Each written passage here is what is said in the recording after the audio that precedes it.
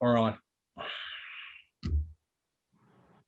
All right, good evening, everyone. Welcome to Esoteric Lighthouse, episode number 9, The Temple of Man, part 1.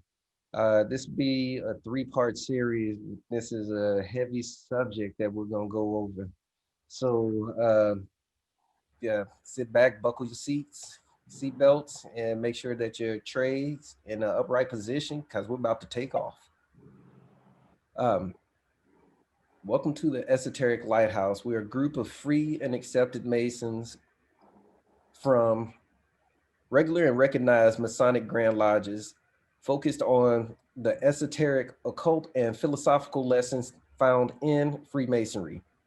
This being a public forum, our views and interpretations are not legal or official statements of or opinions of any Grand Lodges or Masonic bodies we hold membership with.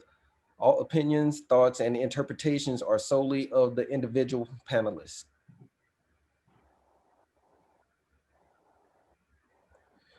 All right, tonight's agenda, we have From Atoms to Adam by Brother Akoni S. Vaughn Sr., Noah's Sons and Abraham, myself, The Red Sea and the Blood, myself, and King Solomon's Temple by Brother Christopher Lewis L. All right.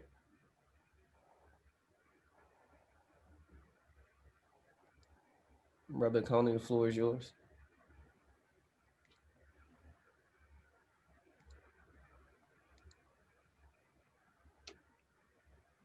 All right, good evening. So tonight I'll be talking about atoms to Adam.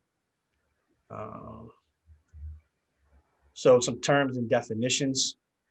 When we look at atom, term atom comes from the Greek atomos, or indivisible, from a knot, and timno, or I cut, which means something that cannot be divided further. We'll also be talking about life atoms, as a term used by H.P. Blavatsky, who regarded atoms as centers of life that undergo their own process of transmigration. This teaching rests on the occult theory that there is neither organic nor inorganic matter or particles, but that every atom is permeated with life. Transmigration explains that the atoms are transferred from one being or object to other, and that this fact is the cause for the teaching in some religions about reincarnation of human beings into lower forms of life. The monad, or monas, or unit, an elementary individual substance that reflects the order of the world and from which material properties are derived.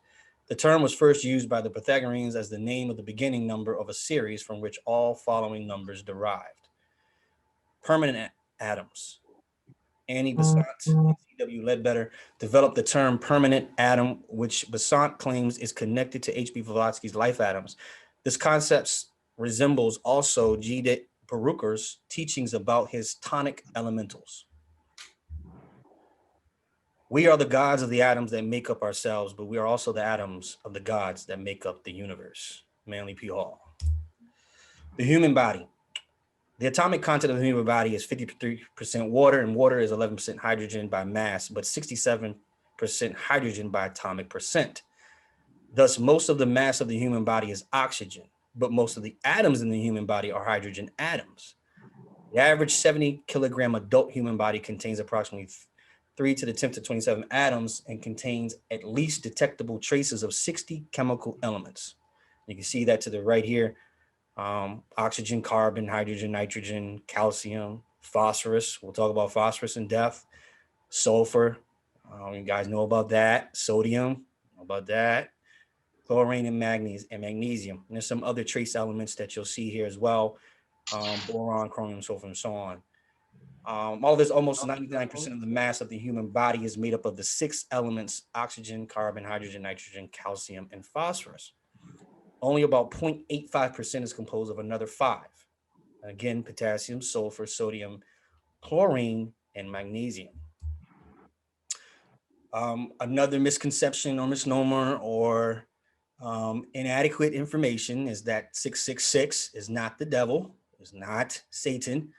The number 66 relates to the carbon atom, the man. Carbon 12, one of 5 elements in the human DNA, is composed of 6 protons, 6 electrons, 6 neutrons. Carbon 12 is the most abundant of the 2 stable isotopes of the element carbon, accounting for 98.89% of carbon.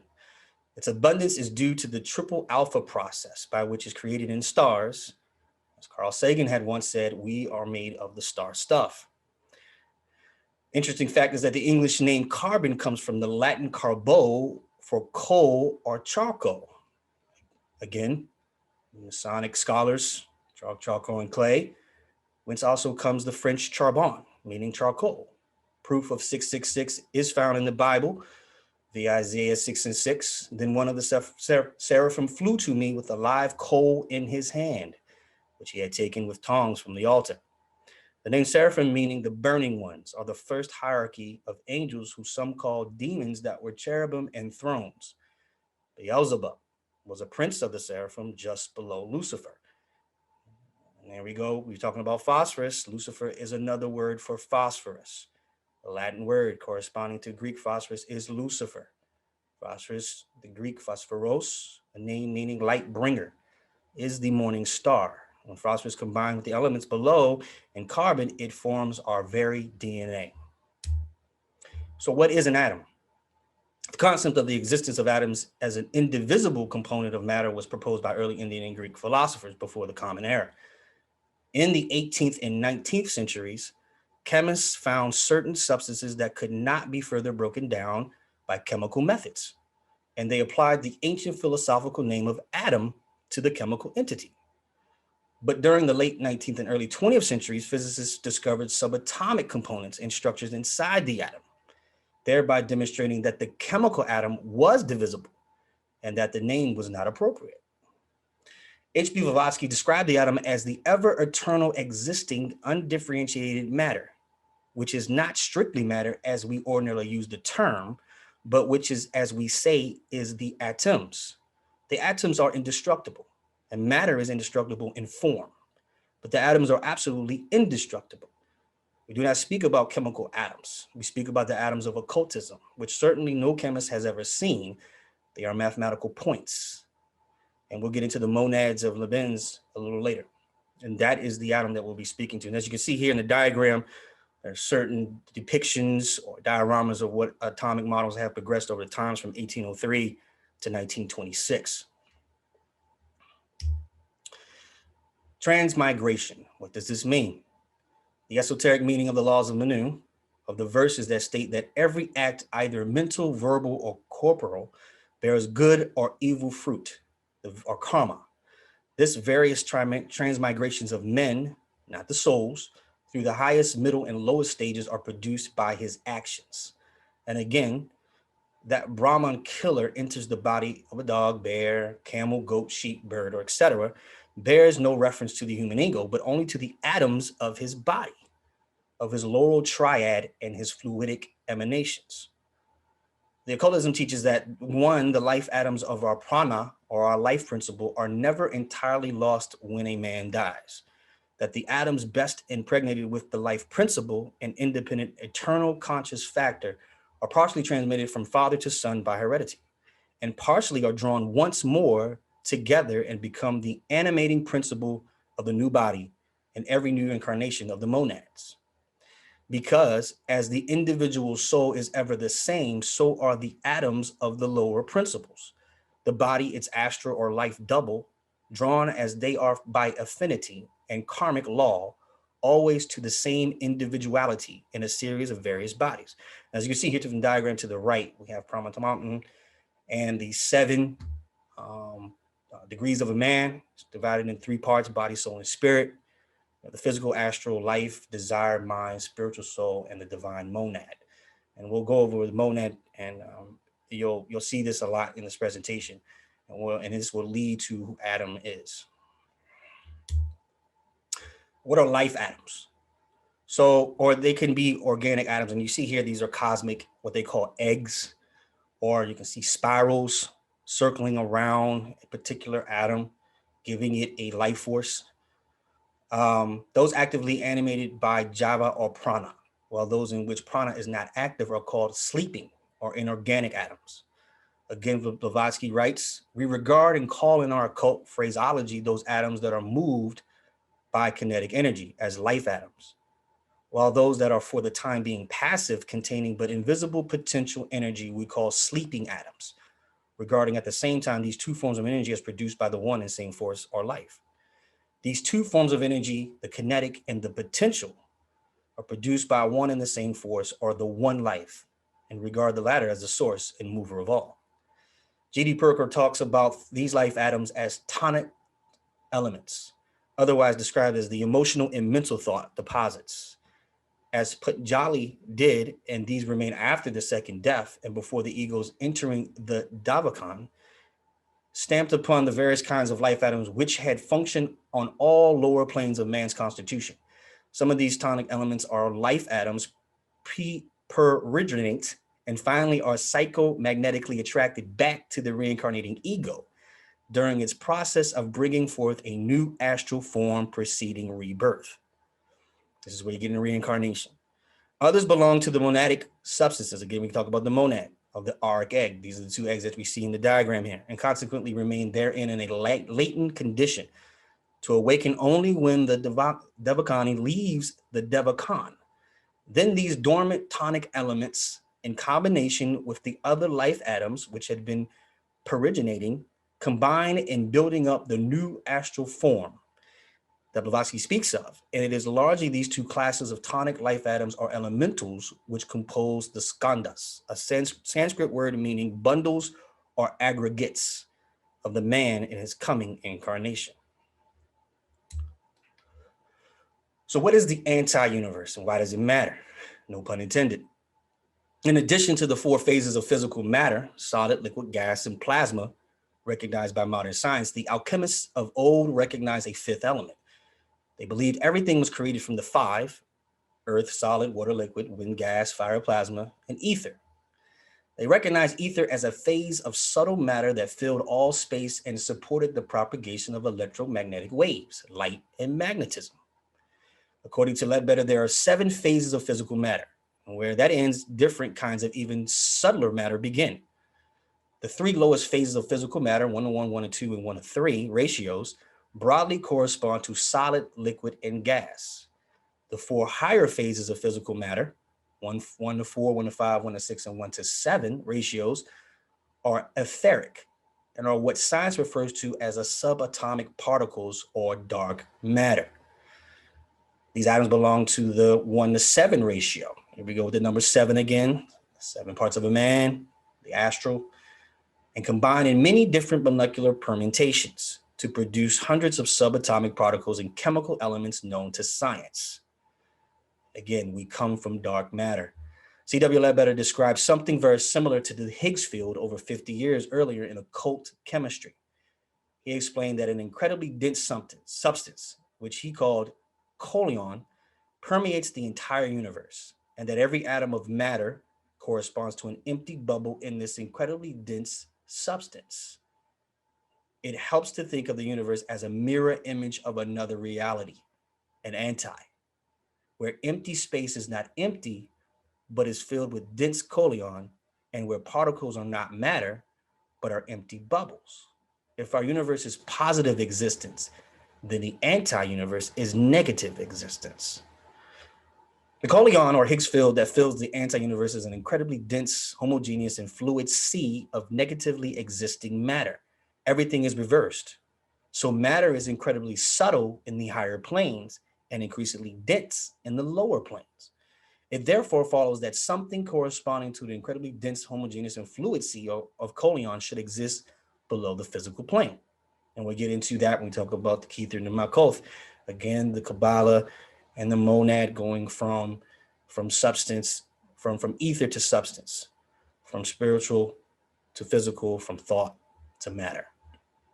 The Sanskrit word avicii, meaning waveless, describes the lowest possible state of existence and clearly refers to the non-vibrational state of Bose-Einstein's condensate. The ancient Hindu scripture, the Srimad Bhagavatam 5:26.5 states that the Garbhodaka ocean lies at the bottom of the universe. This clearly refers to the sea of Bose-Einstein condensate that exists below the physical plane. That's why a lot of rituals, we always talk about water. Water is a portal. It represents the substance at its most minute level. The abyss that lies below the physical plane also refers to the Bose-Einstein state. And you can see here in my diagram, I try to depict positive and negative matter and antimatter in a simple diagram. It's just the same, but have opposite electrical charges and different quantum numbers. This depiction or picture should be very similar to you. If you are a Mason, it's the monad, the circle, the dot in the middle. An elementary individual substance that reflects the order of the world, from which material properties are derived. The term was first used by the Pythagoreans at the name of the beginning number of a series, from which all following numbers derived. Giordano Bruno in De Monde Numero et Figura Liber, and the monad number, describe three fundamental types: God, souls, and atoms.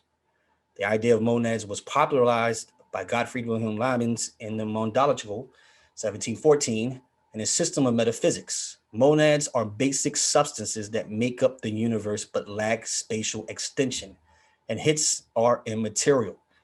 Each monad is unique, indestructible, and dynamic, soul-like entity whose properties are a function of its perceptions and appetites. Monads have no true causal relation with other monads, but are all perfectly synchronized with each other by God in a pre-established harmony. In him we move and have our being because he knew what we were going to do before we were created. The objects of the material world are simply appearances of collections of monads. The third chapter of Genesis relates allegorically to the inevitable defilement of the monad egos. Now we get from the Kabbalah or the fall, resulting from both their immersion in the matter, Keter to Malkuth, of the worlds below them, and the conscious exercise in their physical bodies of their power to procreate. The final phases of this pathway of forthgoing are described. The physical plane has been reached by the divine pilgrim, with the densest of the 7 bodies of humans having been assumed. These bodies, the lower mental, the higher mental or causal, the institutional or Buddha, and the most spiritual, the monad Atma. Bone, flesh, blood, and the nervous system constitute the tomb or the body or the temple in which spiritual will, wisdom, and intelligence respectively are buried. The nerves dull in the primitive, sensitized in the saint, the doorways and windows through which intellect, at first confined, eventually achieves freedom, free thinking, free moving, free being. The phrase the Lord God used in the chapter of Genesis here must be interpreted to include nature it's herself, the involuntary pressure and all the hosts of intelligences, the Elohim, the plural, there's more than one God, associated with the forthgoing live waves bearing its monadic seeds towards physical incarnation. Actually, it is these very agencies which bring about the purported fall of humanity. Spiritually regarded, these intelligences are indeed divine and so are correctly referred as the Lord God. But when looked at from below, the forces bringing about the encasement of the human monad in limiting forms, subject to separateness and sensuality, these self-same agencies can appear devilish, or what we call demons, and have therefore been branded as satanic. Now we get to Adam. Who is he? Adam represents both humanity, the monad, and the first physical humans on earth, who were androgynous. Adam and Eve as separate entities represent the later stage of humanity as monad ego clothed in a male and female physical personality. They are personifications of humanity after its division into men and women. Before this takes place, complete innocence or creative inactivity exists. After the separation, procreation begins. Knowledge is gradually gained, and evolution and experience bring that knowledge and its resultant power to the highest fruition so that humankind ultimately becomes a god. And here from an excerpt of a book, we talk about Odin or Adam. It's written in the original Hebrew scriptures. And we have, and forgive me, we have a Hebrew theologian on here, so try my best. The word Adam is composed of 3 Hebrew letters. But in these letters contain much more than the name of the first man. They are made to represent 3 distinct words of different yet kindred significations, showing as in a sweet song of degrees. the principal subjects of God's gracious revelation to man.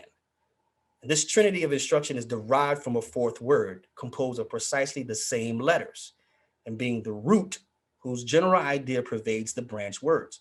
The whole forms one of the numerous instances scattered over the pages of Holy Writ, a more or less direct but also beautiful illustration of the divine trinity of persons, joined in the central unity of the co-equal Godhead. And here we have the number of letters composing them. You can see here when you do the simple different points placed above or below them, you get different meanings as Adam, Edom, or Odem. Adam meaning the red earth clod, Edom meaning the red man, Odem meaning the sonorous ruby or red jewel. More than one word is used in Hebrew to signify earth. With them, however, we have a present nothing to do as they have no connection with our immediate subject. So if we look at Genesis 7, we read, and the Lord God formed man of the dust of the ground and breathed into his nostrils the breath of life, and man became a living soul. But the word man is here in the Hebrew Adam, the word dust, sometimes rendered earth. In other passages, our English version is used to represent dry, unwrought earth, or its distinction from alama, red, or cultivated earth. Thus, the idea of the verse paraphrase would probably be, and the Lord God molded a red earth clod out of the dust of the cultivated earth and breathed into his nostrils the breath of life, and the red earth cloth became a living soul. In conclusion, here's my references, and the diagram here is just to depict in Egypt, it was Atum, creating himself, and then we have the atom, the first stardust, the 666, and most religions speak of Adam the first. And here are my references. That's it. Thank you.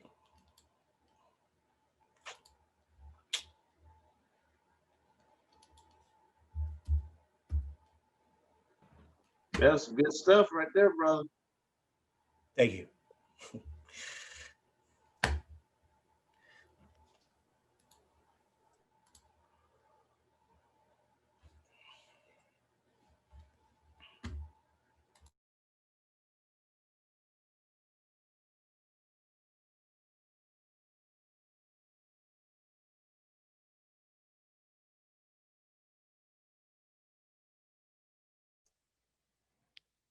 I think you're muted, Michael.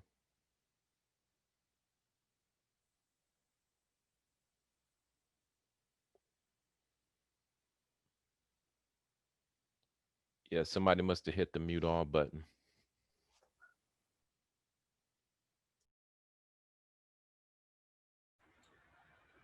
All right, let me kick it off again. Sorry.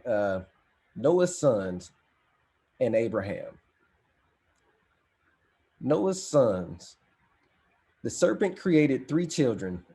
The serpent of light, the Shekinah, created Shem, Ham, and Japheth. The astral, mental, and causal bodies. Shem, Ham, and Japheth are those three bodies of Noah. Shem represents the name of Noah as an alchemical god, Nahashem or Nahash, meaning serpent, with the letter M or Mem, meaning water, equaling the serpent in the water. Nahash, Shem, Nahashim, and Nahash, and created with them Shem, the first son, and the Shemitic tribes or of Noah. This is how they became the Semites, which means those people that have developed the name Hashem or under Moshe. Moses, the OBD, Abd, servant of within. Those are the authentic Semites, the one who built on the earth. The three celestial bodies named Joseph, the astral body, Aaron, the mental body, and Moses, the causal body within. And Shem, Hashem, or Moshe, Moses, the OBD, Abd, servant of the Daid. They're in the land of Moab. According to the command of Jehovah, and his tomb was in the valley of the land of Moab over against the house of Peor. But no man knows of his sepulchre to this day. Deuteronomy 3, 5, and 6. And Hashem and Enoch, who bore Moshe within, walked with Elohim and was not with Elohim or Binah, took them. Jehovah took them. Genesis 5:2 and 4, 24. Noah's sons. Ham represents the mind whose generation did not follow the precepts of alchemy. The generation of Ham are the rebels, the Nimrods. This division is again repeated by reoccurrence and is mentioned in the book of Revelation. And they, the Nimrods of the mind, had a king over them, which is an angel of the bottomless pit, whose name in Hebrew tongue is Abaddon.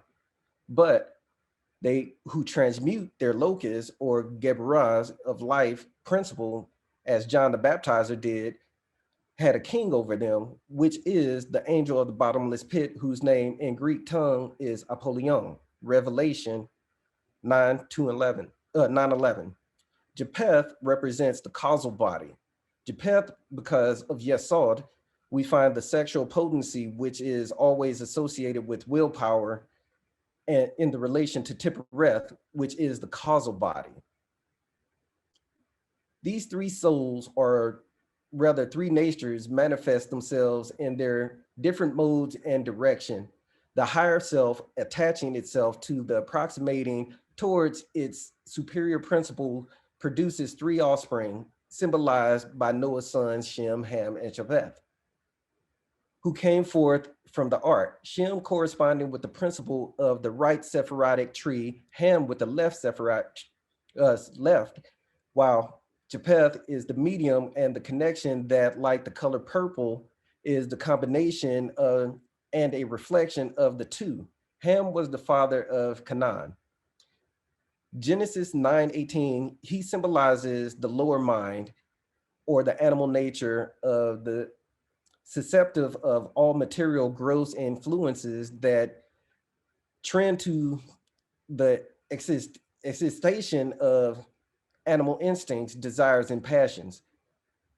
He was also the father of him who caused the world along with himself to be cursed and the human face to become blanched and pale through sorrow and suffering. Therefore, it is not stated of Shem or Japheth that they were the father of this or that one. This is also wherefore it is written that Abram passed through the land of Canaan, Genesis 12:6. Neither abode in it because of the patriarchs through their merits or works had not purified it. Neither had Israel made known the sacred name, so that it was still suffering under the primal curse pronounced upon the earth and the serpent. Curse he the ground, Malkuth, because thee cursed art thou above all beasts of the field. Genesis 3:14, 3:17. All the land of Canaan is written cursed in Canaan, and the servant of servants shall be unto his brothers. Furthermore, we read, these are the three sons of Noah, Shem, Ham, and Japheth, which from them the whole earth was overspread. Genesis 9:19, the Zohar. Shem and Abraham. Shem is defined as the conscious knowledge of the whole of creation. Shem is written with Shin and Mem, two letters, which are fire and water. When we say the word Shem, it leads to the following passage. We have to be born again of spirit and water. We know that spirit uses as its vehicle the divine fire. So in other words, the word blood and the blood of Shin or Shem means fire and water. Now Shem is also the son of Noah, so that makes him Noah's blood or his DNA. Taken along this tiny anecdote does indeed seem strange. The Torah tells us nothing else about this man and his relationship to Abraham. The ancient Targumon, Aramaic interpretive translations, identify Melchizedek as Shem. the son of Noah. Shem was of the links in the chain which transmitted the godly traditions and originated with Adam. These traditions were carefully handed down from generation to generation, and Shem, who headed an academy, was the key conductor of these teachings. The Midrash tells us that he was perfect and so spiritually advanced that he was born circumcised. Abraham. Although the Torah says, Ever ha-Nahor, the Bible doesn't specifically name a place. However, it mentions the death of his brother Haran and the place of the birth, which is Or. Or is known as the city of light. Or Aor. In Kabbalah, Aor is first manifestation of light above Kether in the tree of life. Abraham first appears in the Bible in Genesis 11:27, which says the Terah, and descendant of Noah's son Shem begets 3 children, Abram, Nahor, and Haran. Abraham is called Abram at the moment, which means the father is exalted.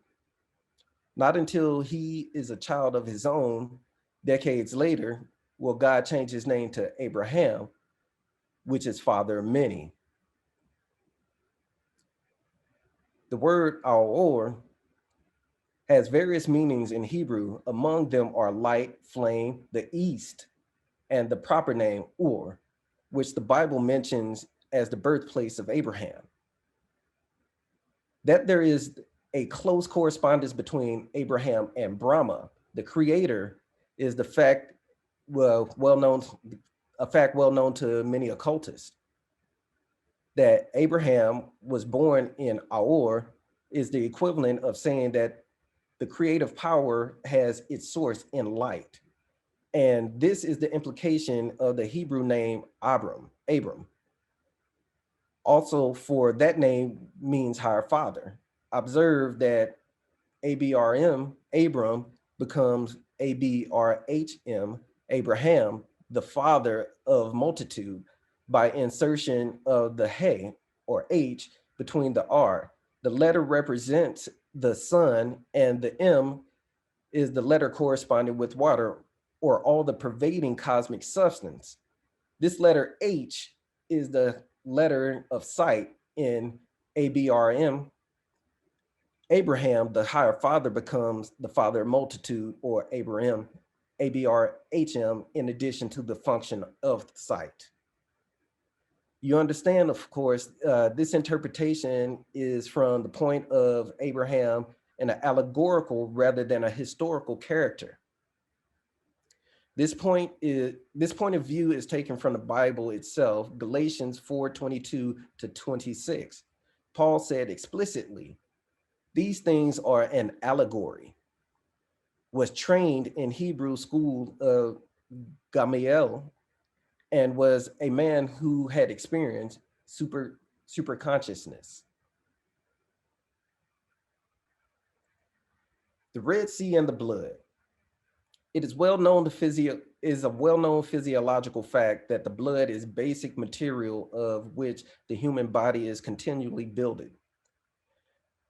As the blood, so is the body. As is the body, so is the brain. As is the brain, so is the quality of thought. As man builded, so thinks he. George Carey. To enforce cryptic significance of the disclosure now to be made, it is necessary to present with utmost brevity the fundamental meaning graph of all ancient religions literature. The Bible of antiquity has but one theme: incarnation. The vast body of ancient scripture discoursed on but one subject: the descent of soul units and deific mind, sons of God in fleshly bodies developed by natural evolution on planets such as ours. Therein undergo an experience by which their continued growth through the ranges and planetary of expansions consciousness by carried forward to ever higher grades of divine being. These tones of Holy Writ therefore embodied the main message of imagery of the units of the fiery spiritual nature plunging downward into water. The descending souls being described as sparks of divine cosmic fire, and the bodies they were in soul being constituted of wholly of water. The human body is 7/8 water. It can indeed be said that the one sure and inherent key to the Bible is simple concept that fire plunging into water, the fire being the spiritual mind, power, and water being the constituent element of the physical body as a symbol of matter, soul or spirit as fire plunged into the body as water therein had baptism. Hence, the soul's incarnation on earth was endlessly depicted and dramatized as the crossing of bodies of water, like the River Jordan, River Styx, Red Sea, Reed Sea, since water element in human bodies is the sea, which the soul of fire has to cross in its successive incarnations, and it is red in color. The Red Sea of ancient scriptures is just the human body's blood. When the red fire of spirit and soul was gradually introduced into the and permeated the original sea water, which was the bodily essence of the earliest living creatures on earth, it changed colorless salt water into its own color red, the Red Sea. Never could never could have meant anything other than the human blood. The scriptures reiterate that fire descended from heaven and turned the sea into blood. This transformation, of course, place is in man's body, not the world in oceans. This is a clarification that can re-illumine an old scriptures with flashing new and enlightening orientation of the meaning. Egypt said that souls came down to kindle the fires in the sea and created a burning within the sea, virtually set the ocean on fire. This has actually been done, but in man's veins and in his passions, and not in the seven seas. Unity of intuition and principles of the dual unity. Unity of intention and the principle of this dual unity is well illustrated in the story of Boaz. The whole story proceeds on the idea of the family as a social unit, the root conception of all Oriental law. And if we consider the family in this light, we shall see how exactly it embodies the twofold idea of Jachin and Boaz, unity of being and unity of thought. The family of forms in unit because all the members proceed from a common progenitor and are thus all of one blood. But although this gives them natural unity of being, of which they cannot divest themselves, it is not in itself to make them united family. It is unfortunately experienced too often shows, something more is wanted and something else and that something else is love. Jachin and Boaz by Thomas Troward. These are the books that I was currently reading and my references: The Window of the Soul, The Kabbalah of Rabbi Isaac Luria, Enuma Elish, Dharma and Halacha. It's the comparison of Hindu with Jewish philosophy and religion, and The Tree of Life by Dr. George W. Carey. And at this time, I'll turn it over to Brother Chris Lewis L. All right. Thank you, Brother Williams. Great presentation. Brother Coney, great presentation as well. I mean, you guys are a tough act to follow, but I'll do my best. Am I able to share? You should be. It should be at the bottom. So share screen. You got it. Cool. Yep. Just want to make sure. All right.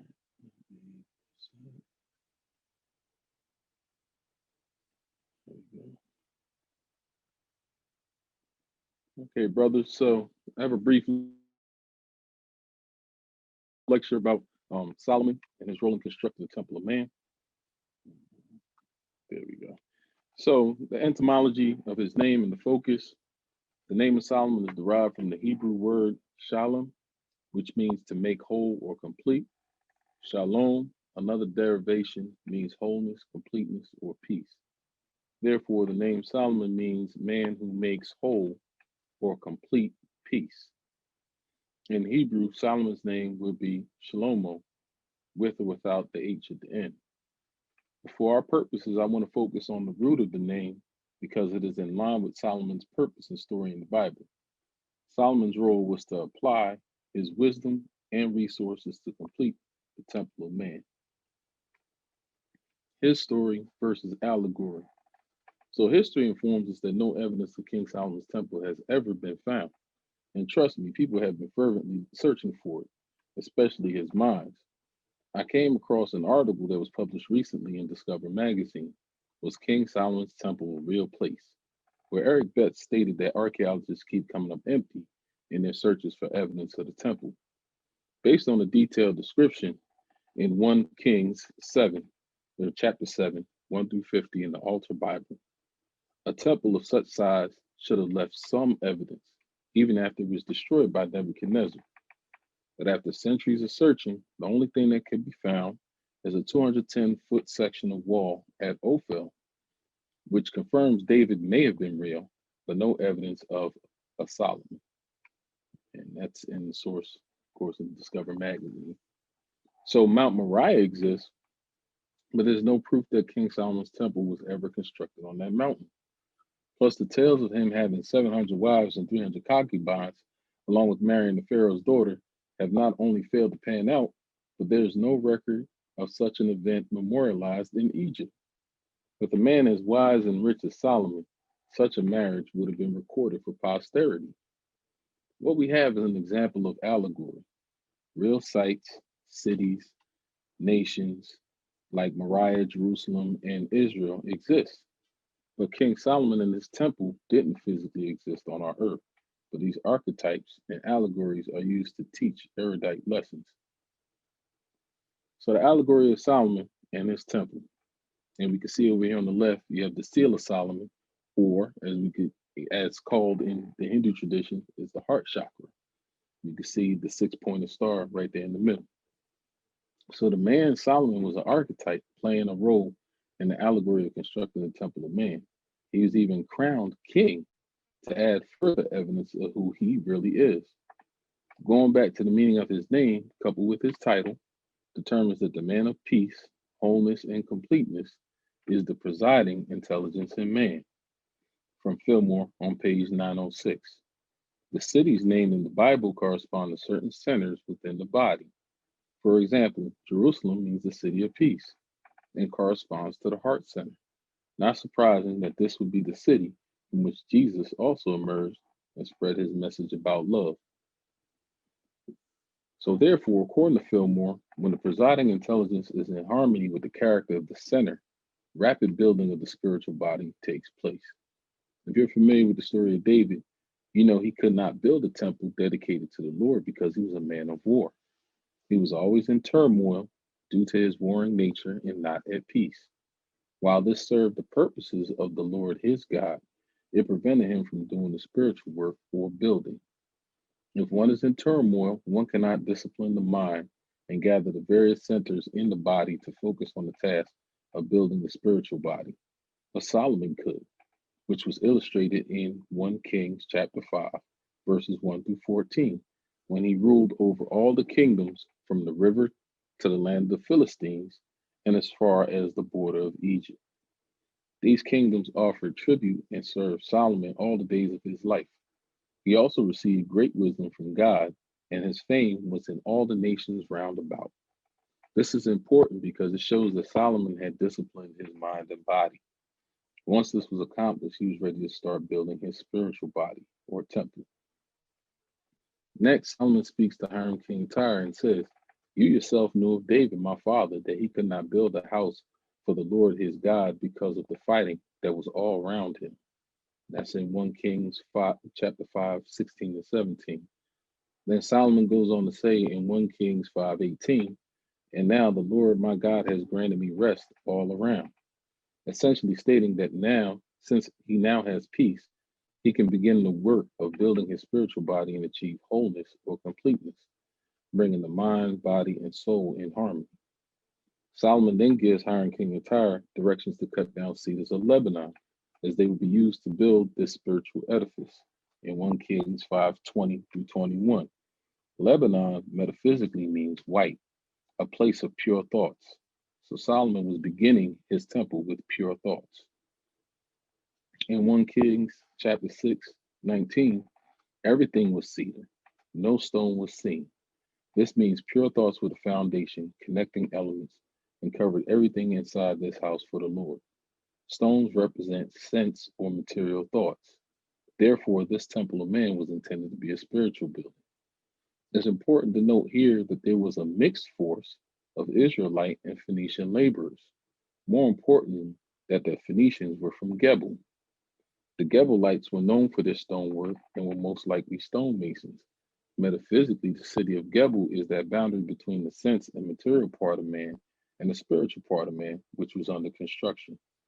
This separation was not only necessary, but a sign of progression within man, moving from the lower self, which is sense gratification, to the higher self, spiritual growth and enlightenment. We can't discuss Solomon in the Temple of Man without mentioning his most talented artificer, Hiram Abiff. Hiram, being a descendant of Tubal-Cain and a member of the tribe of Naphtali, was particularly gifted in metal, brass working, and building in general. He made the two pillars along with every metal item, all the stands, bowls, shovels, and basins that were inside the temple. Brass itself is symbolic of bringing out the natural goodness and inner truth, which is in line with the pure thoughts that are necessary to build this temple. And as you all remember, he put all of these things inside, like that middle chamber of the temple as well. So as a result, Hiram Abiff's work is essential to bringing about the awareness of truth and consciousness, Solomon, and the body, Gebalites of man. Hiram King of Tyre provided the resources and materials, while Hiram Abiff fashioned the instruments needed to reach inner truth. So, was there another temple in Jerusalem? Well, before closing, I'd like to mention that evidence of a temple has been found in the region of Israel, just not the one that everyone expected to find.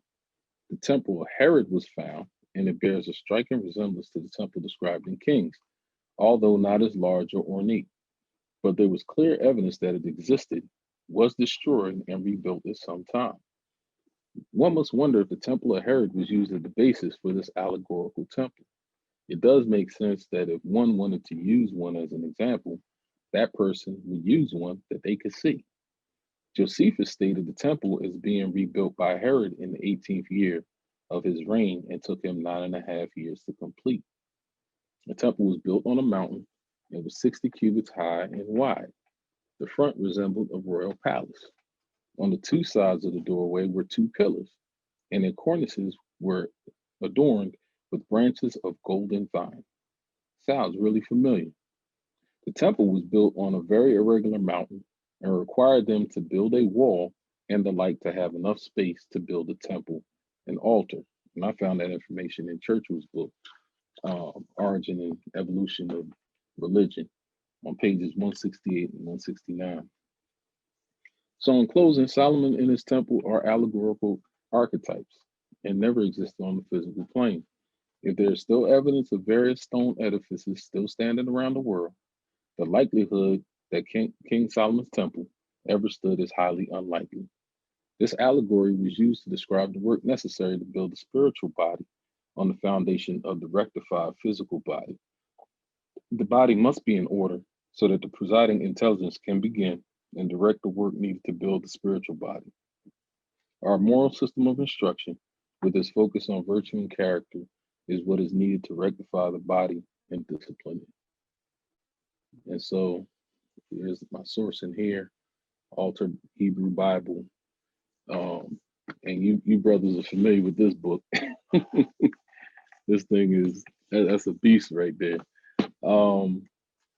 And Abiram Publications, they had the etymology of the name. And I'm sorry, Professor House, I think that's Abiram. Yeah, I said Abiram, but I think it's Abiram. And that's the etymology of the name. And Eric Betts, when I saw that article, I was like, wow, this is something to really, start digging into. And several of the brothers here know about Albert Churchward and the Charles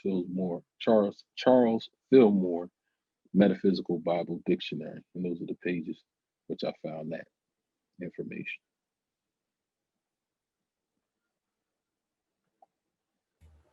Good stuff. Good stuff. Good stuff. Yeah. Thank you, brothers. Thank you. Yes, sir. Excellent. Yeah. Good stuff. Yeah. Just a little something, because I was like, I don't want to mess that name up too bad. House be looking at me like this. Really? Yes, sir. So quick question, the Temple of Herod, is it still there? Is it just like they put some pictures up and it's not there no more, or how does that work? From what I understand, they have like, the ruins. The ruins are left. Because and this is just an assumption here, but Churchward said that he had gone out there, plus he used the descriptions by Josephus to see what it looked like, and they even had like flags in the front where there were different colors. We're kind of familiar with those colors. So that's what he put in there until I go there myself. Interesting. Huh.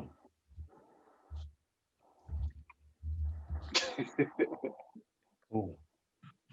Man, brother. Go ahead, Dr. House. I know He got something to say about Yeah, that. he waiting. I was Josephus. about to say, I'm Yeah. waiting for it. He don't know if he want to open that can up or not. I don't know. Were you waiting for the post conversation? Don't believe that, man. Okay. With Josephus and finding what flags. No, don't believe that. That didn't exist. Gotcha.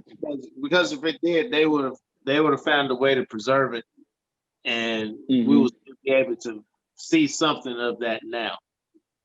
They would have found a way to preserve it. They found several, I guess what you would say, a footprint, like a foundations of ancient temples or ruins and things of that nature that are actually Canaanite temples, but not anything that they can contribute or with definitive archaeological evidence saying that this is something of the time of Solomon or David. The things that they're finding are actually much older, and it's Phoenician or Canaanite buildings. Oh, appreciate that. I think so. Yeah. I could always go take that back out. I don't want to, ride off of Churchward stuff, on that. It's good that I saw in your slide deck you had put that one, you stated facts. Basically, there's no evidence, right? And so, but then you came back and you said you use words like unlikely, right? So we're not ruling out that at some point they might find the temple, right? We got to understand when we're dealing with facts and evidence, we got to call it the way we see it. Right. And especially when you're dealing with the truth, right? You could want something to be, that's fine. You can have a belief that there's nothing wrong with believing if that's what you choose to do. I always say that I used to believe in Santa Claus, right? And the Tooth Fairy. And one day the truth hit me and I realized that they, They were mythological and allegorical type characters that were, meant to teach me a lesson, right? But at the end of the day, there's nothing wrong with stating the facts. I just want to. Sometimes when we deliver the truth, right, it hits hard. Some people say, well, wait a minute, I believe in King Solomon's temple. What are you talking about? It's okay, believe it. You can believe in anything you want. There's no one can argue your beliefs. Right. That's what makes it a belief. That's right. But when we're dealing with evidence and facts and stuff like that, use the proper words. And my hat's off to you for that one. You know what I mean? You said there's no evidence, and if there is, bring it. We embrace the truth. So if they have evidence, we will embrace that evidence, right? Mhm. And at the end of the day, it's unlikely that it ever existed. It's just Hmm. what it is, but there's still that door of it might pop up at some point, right? Um, Well, you'd have to go back and prove the point that I made earlier when I said this is an allegory of the story of Abraham. yeah. So when you go back and you start looking at it all, if the story of Abraham is an allegory and Isaac and Ishmael represent Israel and another people, it's talking about people, not an actual person. So that leads into the same thing with King Solomon's temple being built. If it was an allegory from the beginning, just describing something, it's an allegory all the way through. Yeah, and the thing is there's nothing, I just wish at some point the conscious state of humans, and I say collective consciousness is what I'm talking, not just a couple brothers talking here, enlightened and so forth. I'm talking about the collective consciousness, right? Bringing together those sparks. You guys remember that? I'd be glad when we get to that point. There's nothing wrong with someone saying that King Solomon's temple didn't exist and all this stuff is allegory. Matter of fact, I have learned more from those stories when I learned that truth. When that truth came to me, I did the stories became they were alive for me.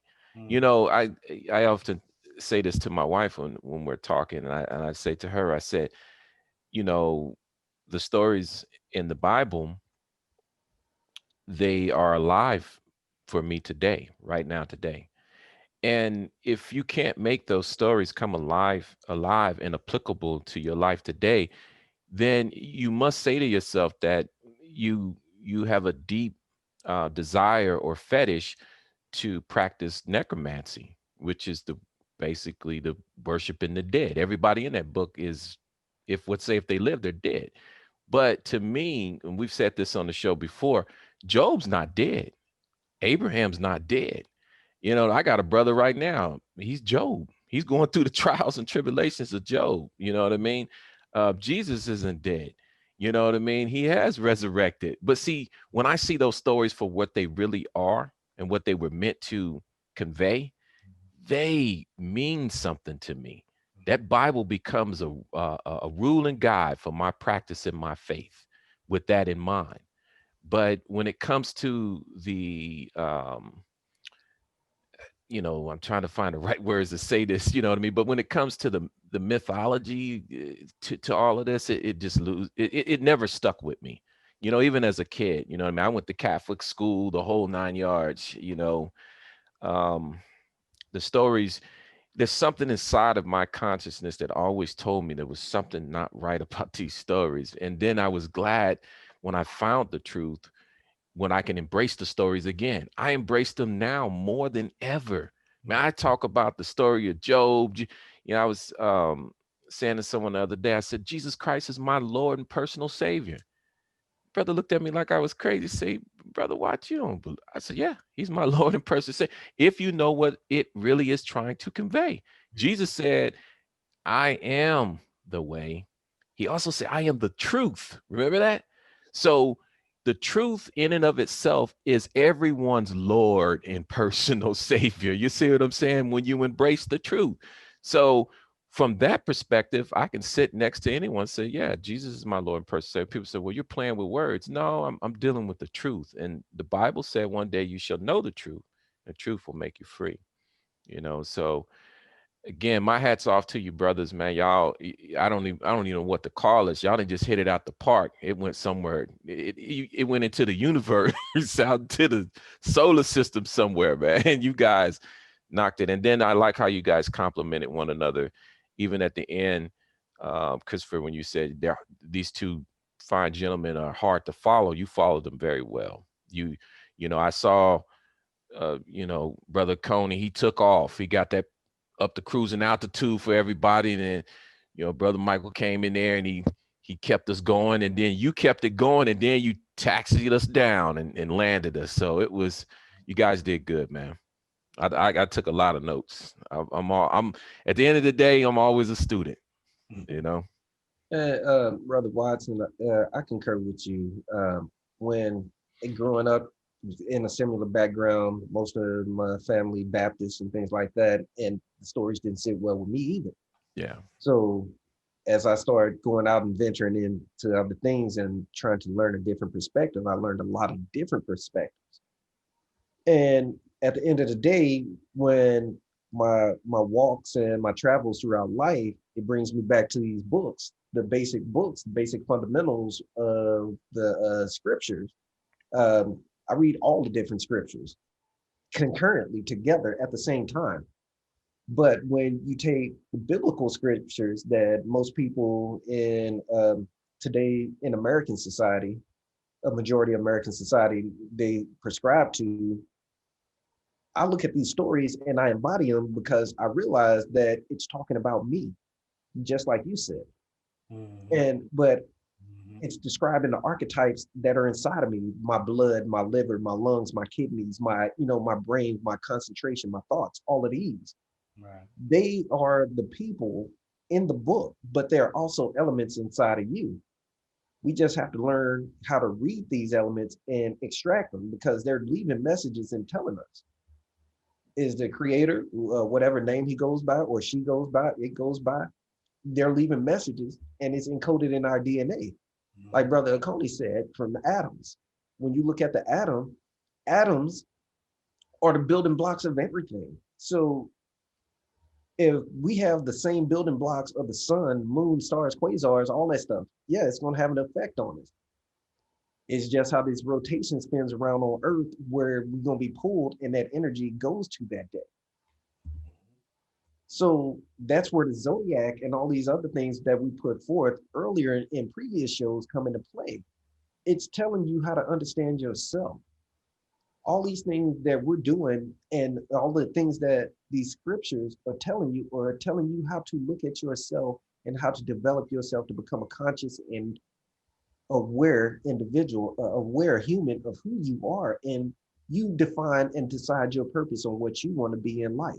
It doesn't matter if you're a basket weaver, you're in the military, you're a basketball player, you got a yacht. That's your purpose in life. That's your purpose in life, but you live it to your best. That's what these books are saying. And that's what we're trying to extract with today's program. From atoms to Adam, where your blood comes in, Abraham, Shem, and leaving off with Solomon's temple. Because they're all embodiments and they're different phases of your life and different building principles inside of you. Yeah, particularly when we have that part where we say you become a living and thinking actor. Very important. Yeah. You know? Yeah. I kind of sorry, go ahead.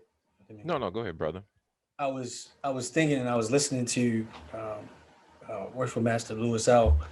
And he was talking about Hiram Abiff, and then I go back to the atoms. What I learned, I always I begin to look at Hiram Abiff as a protein, because that's what he's always do. He's building. That's what a protein does. And a protein, when you understand it has 4 different roles in the body, or 4 different types of proteins. And constantly it works with phosphorus. So it has a balance within you that it constantly has to have in order to keep rebuilding you. You cannot exist without a positive and a negative. You're always going to have something there that needs to balance you out. And that's how I kind of look at it from a allegorical standpoint when we look at the body. as protein. So just thought I'd throw that out there. Sorry. Yeah, I like that. And I just like build. that. Oh, I'm sorry. No, I like how he drew that up though. That's beautiful and it's useful. You know what I mean? You could teach it that way. And Yeah. that's what makes the the truth so beautiful. No matter how you veil it, it's still the truth, right? Mhm. Mhm. Let me hit this question real quick that I got from Brother Chris Leonard. He said, "Can you expound on the fire of spirit crossing the Red Sea and the passion? It reminds me of Jeremiah 29 with the image of Jehovah encasing in the flame." All right, Mm. for this particular concept of fire of spirit crossing the Red Sea, when you look at your brain and the cranial nerves and the blood vessels in your brain, you got the left hemisphere and the right hemisphere, Boaz, Jachin, or the pillars in the temple and all that. It's also the Red Sea, the blood or the fire right in the middle of it, is your pineal gland. That is the Holy Spirit going across the Red Sea, those blood nerves on both sides of your cranium. Beautiful. Wow. And Wow. you see Short how and he sweet drew too. that up? Yeah, you see how he drew that up. And at the end of the day, if drawing it up that way is useful in building man's character, then grab it. You know what I'm saying? That's no matter how accurate it may sound, is again, I remember I told this story over and over again. Back in the day, I used to think Brother Williams was talking in some kind of code or parable. I'm like, what the heck is this guy talking about? But at the end of the day, if you take time to study what's being said instead of judging it, right? Do Yeah. your research, open it up. You may find that this is spot on. Yeah, I think the biggest thing, and this is what I've run into even with family when we were at Christmas dinner, we're sitting around. I've got my brother-in-law there, we've got some other family members, and it always comes back to, what do we believe and why are we here? What is the purpose? And Mm, you'll be amazed at the different types of answers you get because of the perception and the upbringing. But at the end of the day, it's always centered around love and enlightenment and being a better person. I don't, mm, and I think that's where we always come to a crossroads with brothers that are not apt to want to know more, is because they find confidence and belief in that one thing that they have, because that worked for them.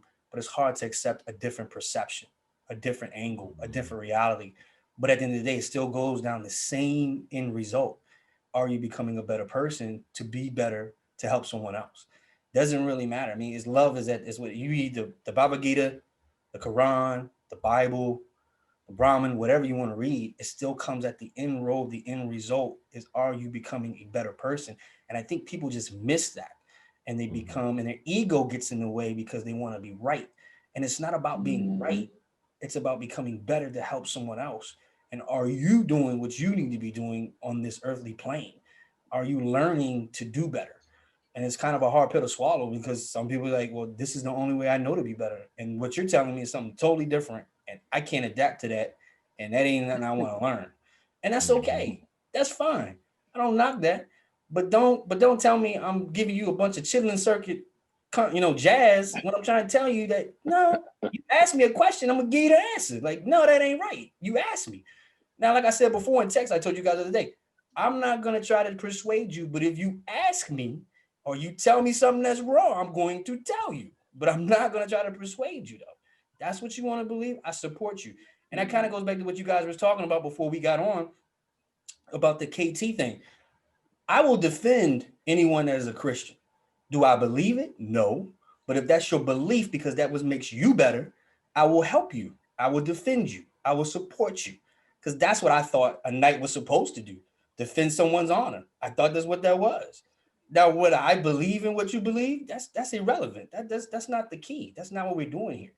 I believe there is a God, and how I believe that he is and what he operates is totally different. But we all believe in the same end result: love and caring and being better. That's it. How we get there, does it really matter? I don't understand why it has to be a certain way. I don't get that. That's the thing that confuses me. Why does it have to be that way and no other way? That's not how the human mind works. You can't do that. Because I said And so. it's crazy. That's why.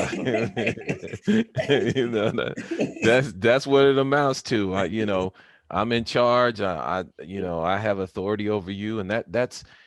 If you go back and you study, that's the reason why the speculative Masons end up having to meet secretively back then, because they would be ostracized and at some points lives threatened, because they were free thinking men. And it pains my heart sometime to gather amongst my brethren and realize that we've lost what our early brothers was trying to give us, which was to come together amongst men and to be able to freely think. You hear that right there? Freely think. Mhm. And it's just really hard to get people to engage in free thinking. Yep. And if you take it further than that, it's hard to get them engaged in critical thinking. you know, Even though it's pointed to in masonry, dealing with logic, also with prudence. We can keep going on and on, but Yeah, we got another question real quick. It say I need to understand and break down these lessons to apply them and to how do we become better. Um, it was an axiom written on the Temple of Delphi: "Man, know thyself." And in order for a man to know thyself, they have to know everything that makes that person tick, the internal and the external. And it's all about mentalism. It starts in your mind. To know yourself is to know everything that embodies you to make you do the things that you do, your causes and your effects, your emotions and your actions, using your three brains, one in your heart, one in your mind, and one in your intuition, or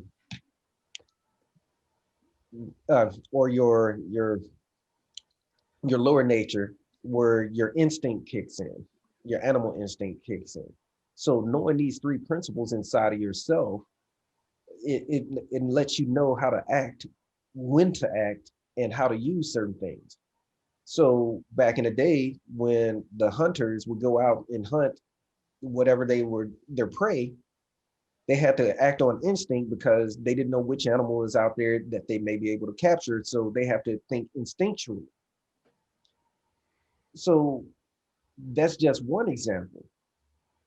But to make yourself better, what define better to who? That's the question you need to be asking, because everybody's question, or not everybody's question, but everybody's better is subjective. It's completely subjective to the individual. So in masonry, we say we make good men better. Define good. Whose concept of good? All right. So I love the foundation of masonry, but we got to get out and understand these concepts. Making a good man better means that you have the fundamental building blocks to go into society and do what is right for yourself, for your family, and for the people around you. And what masonry does, it gives you moral stories and allegory to explain and further elaborate on what you need to do as a father, as a husband, and as a key member of society, like getting out there and voting, like getting out there and just doing things, acts of kindness out of your heart, not because out of necessity or somebody telling you have to do it. So to become a better person, and what we taught today, you know yourself and you know your actions, know when to use your actions. Mm-hmm. Mm-hmm. That's what it's about. Yeah. and it makes it's logic. You know what I mean? Like there's a point in my life I start asking a lot of questions. What is good? What is bad? Why should my bad? Why should everyone else's bad?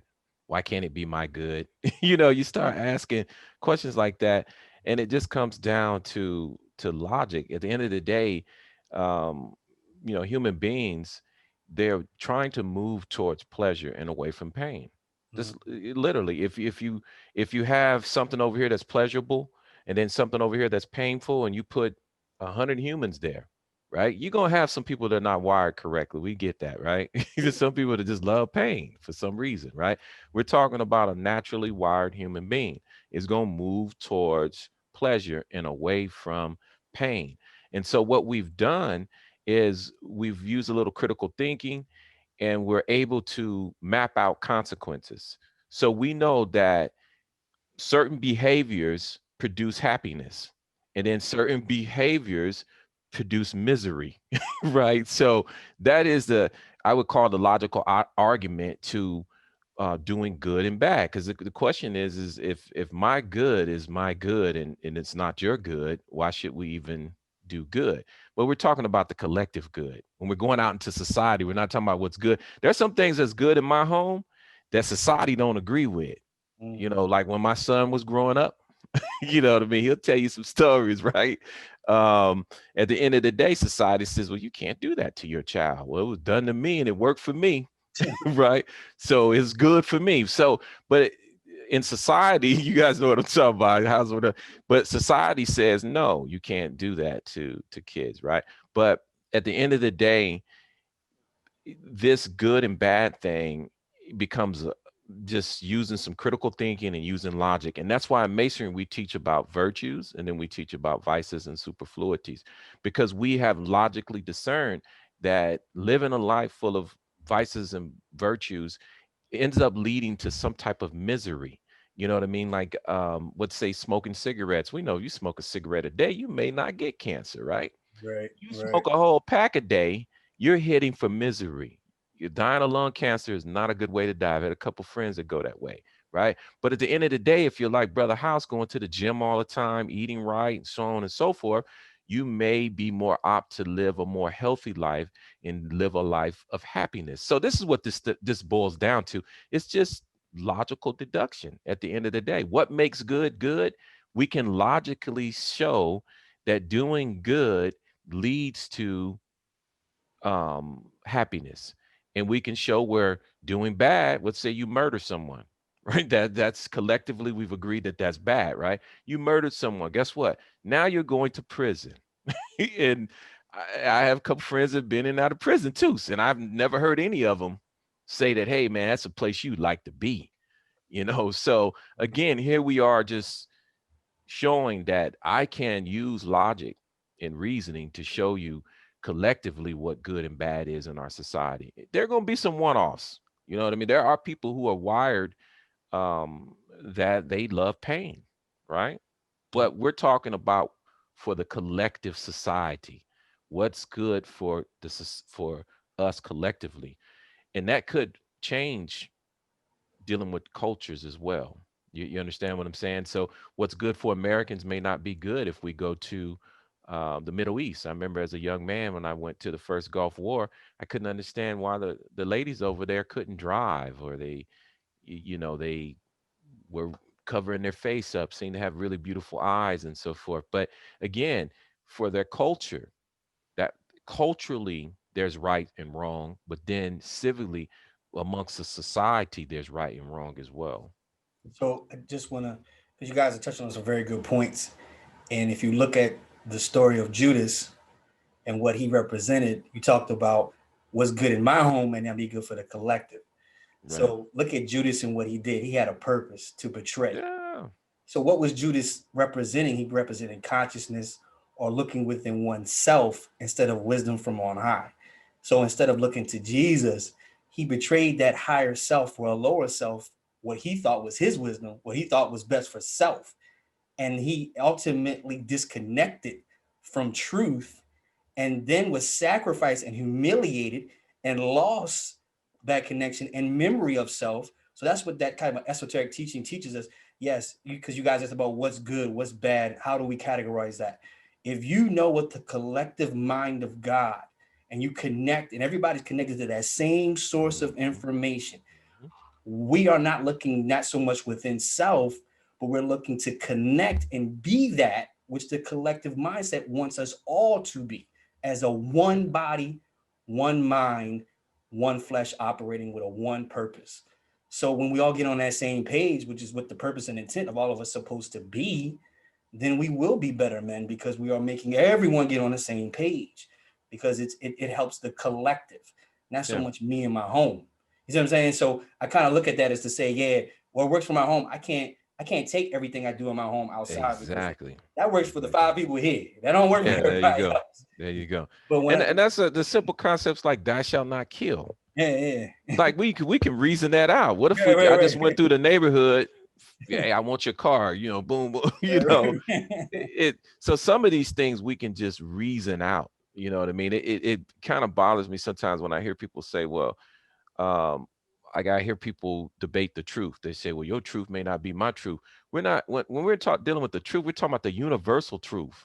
Yeah, there are which is some the truth. yeah, but the thing is, universally, what is true?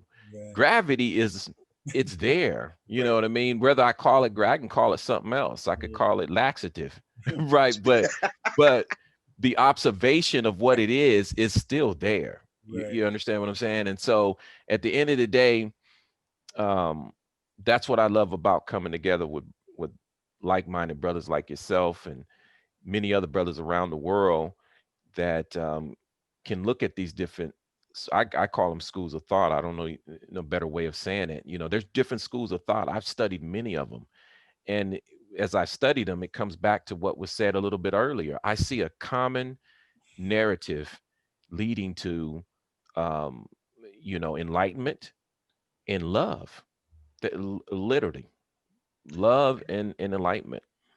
And I would have to agree with you on that, Brother Watson. And I just want to speak briefly. First of all, I'd like to thank the lecturers for those gems and nuggets and jewels that they dropped today. As I'm listening to everyone and their commentary in regards to it, I've been kind of reflecting myself. And a brief summary, I'd like to tie everyone's speeches or lectures, if you will, as a whole, from what I got out of it and based on the conversation we're having. When I heard Brother Chris's lecture on Solomon, the whole building of the temple, and just the premise of today's theme, the building of man, his temple. The main thing I got out of it, and then circling back to what you just stated and what I've been hearing a common theme, is love. And in order to receive love and or exude love, as Brother Williams eloquently points out to me on a daily basis from time to time, as well as him and Brother House, that love is a verb. So with that being said, that's action. And the biggest thing I got out of everything is, whether it's allegorical or it's true or it's not, Solomon building the temple and the whole story, what I did get out of it is his father was not able to complete the temple or even have anything to do with it as far as building it, because there was one thing that he lacked, and that was peace, which by definition is freedom from disturbance, tranquility. He was a man of war, whether that be allegorical or real as well. Was he warring with his enemies, or was he warring with those ruffians with himself? Either way it goes, an unsettled mind is always at war. You're never at peace because you have an unsettled mind. So in order for us to spiritually build, physically build, as well as mentally build, we have to have some type of peace. As we all know within our Blue Lodges, harmony, the greatest institute, right? Harmony, that peace. You can't grow, you have to let go in order to grow. And some of those things that we have to let go of is what you spoke to, the superfluities and some of the negative speak that we all think. Because I can say, we could agree to disagree, but one thing I can say, one thing for certain, two things for sure, is that we will all agree that we all have moral principles, moral sound values. Whether we practice them or live by them, that's a different story. But we will all agree, as you just said, everyone knows murder is murder, regardless. Now, then again, there's self-defense, which I agree with you on that. Then that's a whole different ball game. But our morals and our values are what keep us going and thriving to become, throughout all our imperfections, strive for perfection. Although we know we'll never get there. However, that doesn't mean you stop. Because what's the worst thing that could happen? You could become a better version of yourself. And the whole storyline behind it all is that was the whole objective of the allegories, was the building of man. As we say, we take good men and make them better. You're that man that needs to become better. You know, they always told me that how do you set the expectation? By becoming the expectation. You become what you want to see. You know, if you want to see change in the world, I'm not quoting Gandhi, but hey, he made a point when he said you got to be the change in the world. So whatever you have to do as self to change, it all starts with the calming of your mind, the having some harmony and, you know, equilibrium, if you will, within your life. And, you know, I was about to say something else, but I don't want to go into any houses or anything. But at the end of the day, we have to make sense of the noise, and the noise that is the most disturbing is the noise that we hear within our own mind. Once we calm that down and clear that, then we can be at peace, and then we're able to see other people's thoughts or perspectives and views on other things. Once you clear your mind, you know, if you got a cloudy mind, you know, I heard a story once that the lady always thought that when she looked out the window every day, why are these people's house dirty? Why does the yard look dirty? Everything looked dirty to her. Then one day she looked out the window and everything was so clear. And her husband said, I just cleaned the windows. The windows of your soul are dirty. They're in disarray. You need to clean them in order to see the world for what it really is and how beautiful it can be and how beautiful everyone else in the world is. Then it's easier for you to exude the love that we're supposed to have for one another as a whole. And I'm just listening to all this because, you know, I was like, wow, you know, and we get on another topic when we talk about mental health within our own community. Disturbance of the mind, it is real. And we need some kind of clarity to get there. And the best way to do that is having like-minded brothers like yourself on this call, loving brothers, because, you know, I love hearing when you tell us how much you love us. And I'm like, wow, that's real. We know each other from a virtual world, but yet for you to feel comfortable and express that, now if the rest of the world was like that, well, we'd be in a better place. And that's just my 2 cents on that, brothers. I didn't want to interrupt you, man, because you were rolling. But you said something that was important when you were talking about the disruption of the mind. And I mean, keeping it real, like our people have adopted some negative self-destructive habits, right? And we don't have that peace of mind. And it reminded me of that documentary that we've been talking about recently, where they were saying that for 4 months of the year, they had time, right? They had time to observe the ebbs and flows, and to kind of drill into those secrets that, you know, Brother House and Brother Williams be talking about sometimes just through meditation. You know what I mean? So you have that peace. You have no concerns. You don't have to run around. As you say, you don't have to clean anything up. You don't have to go get any laundry, go get, you know, pick stuff up from the supermarket. You just have some time to like get in touch with yourself. And you actually see that evolution come about that way through involution, that they would say, right?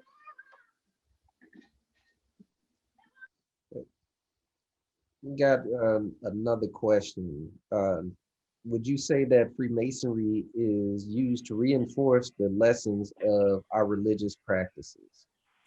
I give a jump on that. No. Uh-oh. Okay, my opinion Threw on the that grenade is in the no. room. My opinion on that would be no. understanding Freemasonry utilizes signs, symbols, allegories, and metaphors and things of this nature is put more so in place for those who want to know the truth of their religions, to understand the truth of those religions. A lot of the religions teach, obviously, through stories, and those stories are more so given information of things or phenomenon that has taken place in the earth. And these people are writing stories to try to convey information to their cultural um, community. And by doing it in story form, it's a easier way for them to recall and to remember what is being said. But in even still to this day, in certain tribes that's in the Amazon, certain tribes that's throughout Africa, and some of the tribes that are still practicing their cultural traditions, even in Europe, um, they have a what you would call a priest system, and it's their priests that tend to know the true meanings behind the stories that are being conveyed, or it's in the book, or through their lectures or cultural teachings. The biggest thing Freemasonry is originally was there to do was to break down those symbols for those who wanted to know the underlining teachings of said story. We can talk about, say, Cain and Abel, and honestly break that down to understand that there was basically Cain representing the lower self defeating the higher self, and we see that constantly over and over a day, again, still to this day, where a person can have a thought within themselves of knowing, hey, I should not do this. But for whatever reason, that lower self ends up dominating the higher self, and they end up doing something that eventually causes them problems and in other different circumstances that if they would have listened to what they would say their first mind, they wouldn't have gotten into that situation. So Freemasonry is set up, well, maybe once upon a time, it was set up to teach those who were honestly searching for deeper truths and answers to the questions that was not being answered in church, among their religious institutes, to get that information, to say, hey, this is what's being conveyed, this is really what's going on. These words mean this, these characters mean this, and basically letting everybody understand that these are archetypes of the individual. And all those characters within that book from the beginning to the end primarily represents you. And by you understanding that is me, and understanding that these are the things that I have gone through, these are the things that I could go through, you then learn from the circumstances and trials and errors of characters. That way, you don't have to go through those same things. You're able to recognize a bad situation before the situation happens. You're able to understand, hey, this is a good move, so let me go that way. One of the things, God, or you can honestly say your higher self, or Solomon's higher self, told him, hey, don't take on all these women and these wives and things. They're going to turn you away from your God. Well, honestly, the truth of that is basically that was his higher self telling him this is going to turn you away from understanding and knowing yourself. And the farther away from knowing himself is when he started to fall. And by that fall, then the nation of Israel was split in two. And what that really means is the left and the right hemisphere of the brain was no longer combined as one. They became split and divided. So that's why you say traditionally men operate on the left hemisphere of the brain, and women operates on the right hemisphere of the brain. And the biggest thing that we're trying to do is bring that balance back, or bring the two nations together for one, operating on the one hemisphere of one brain.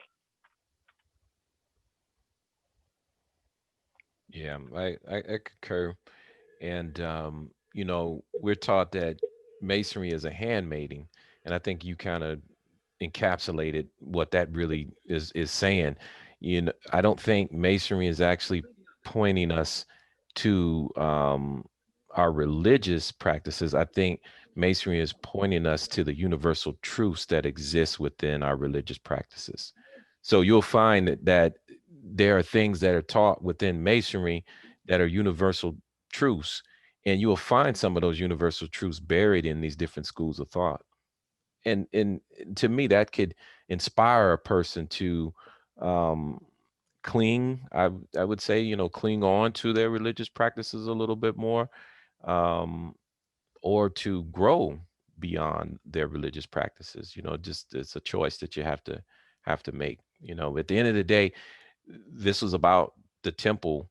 And you guys know my old saying, it's from my perspective, I just say my perspective, my opinion, masonry in itself is a temple building academy. We all know the saying is a beautiful system of morality veiled in allegory and illustrated by symbols.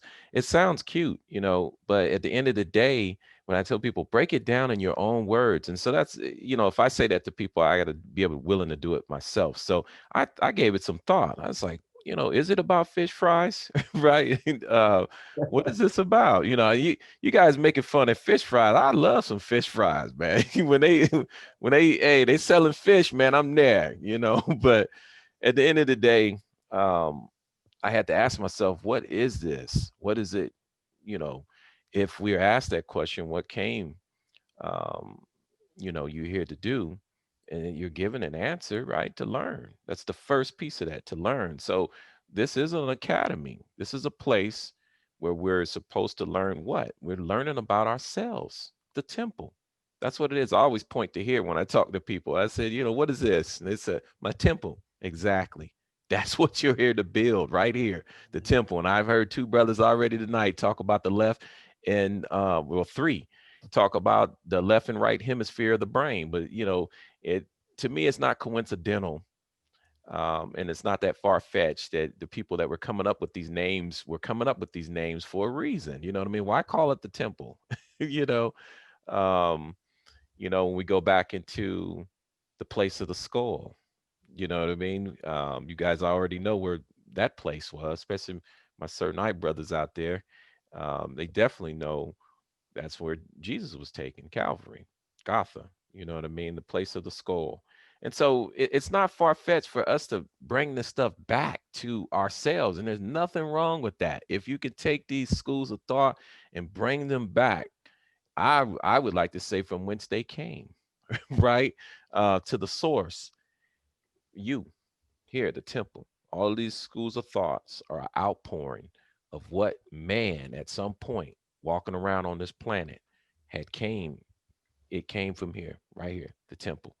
So at the end of the day, um, my goal is to take the different lessons that I've learned in all the schools of thoughts that I've been in and to apply them in my life.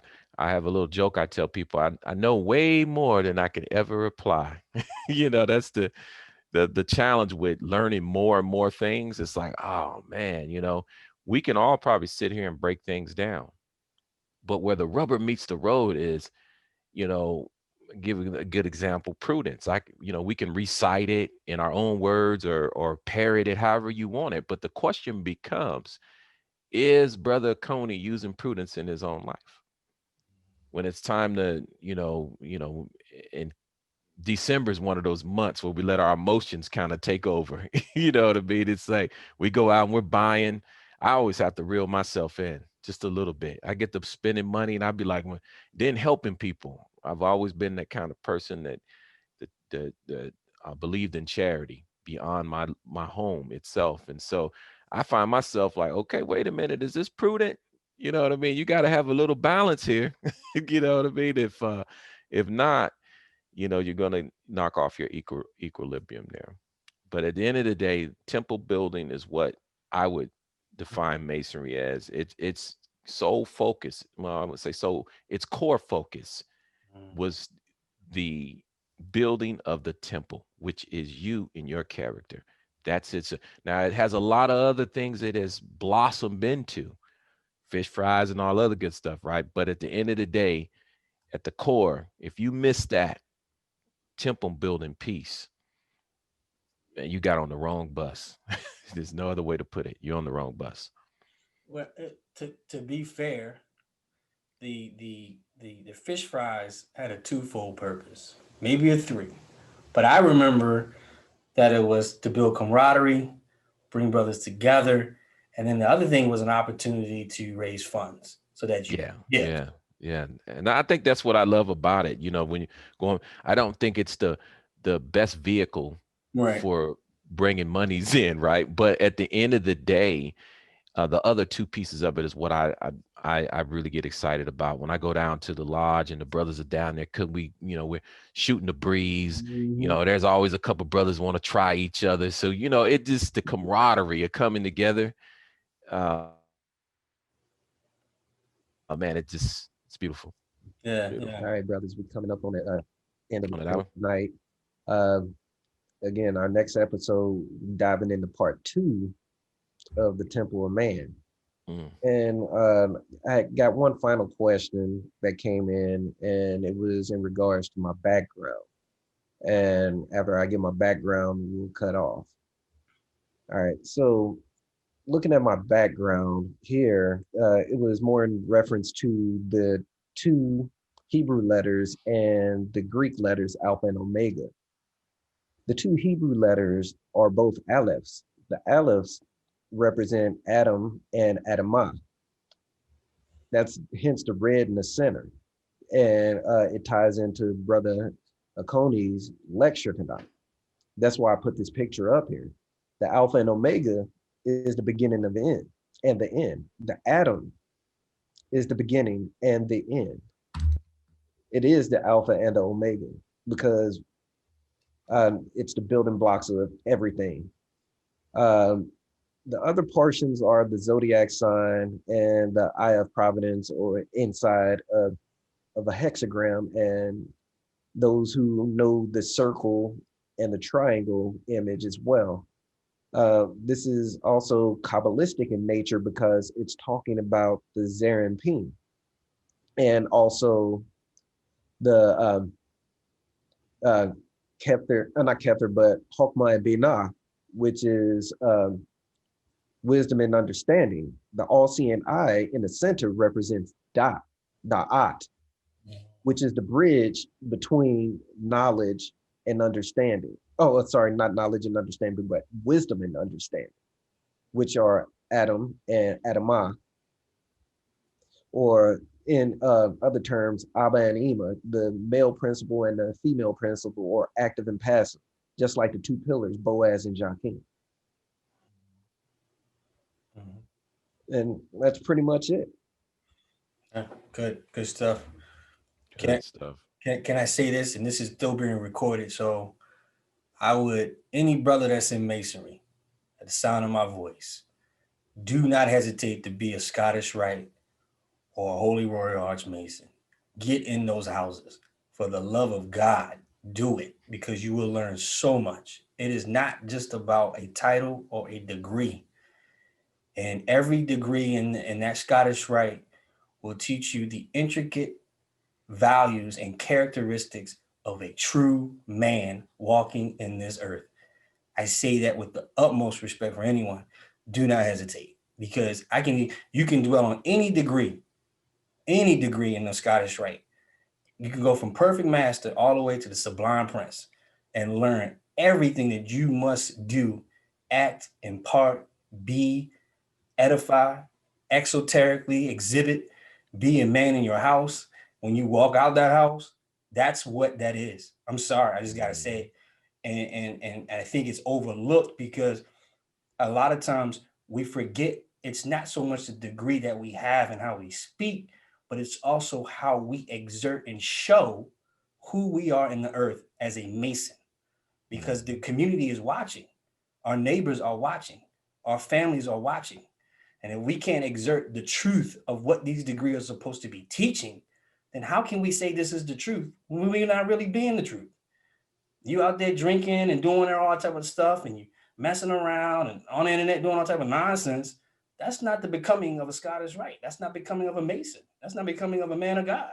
I'm sorry. You got to get in these houses and you got to learn. I got to say that. Sorry. I'm out. Well said, brothers. And again, good evening and thank you for watching. All right. Love you, brothers. All right.